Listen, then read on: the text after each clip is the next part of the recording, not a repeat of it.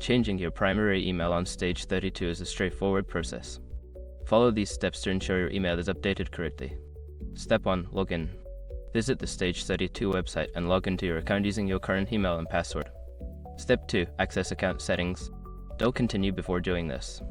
A lot of online accounts end up exposed to breaches without people even realizing it. Use Src to constantly monitor your email and accounts and get alerted immediately if your information gets leaked online. It scans billions of breached records 24/7 in the background.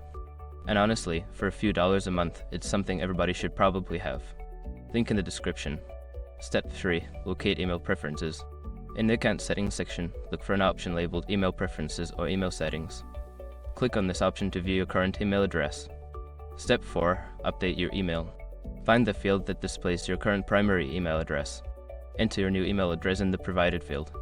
Make sure to double check for any typos. Step 5. Save changes. After entering your new email address, look for a Save or Update button at the bottom of the page.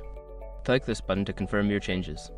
You may receive a confirmation email at your new address to finalize the update.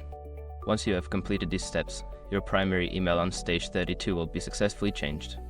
If you encounter any issues, consider reaching out to Stage 32 support for assistance.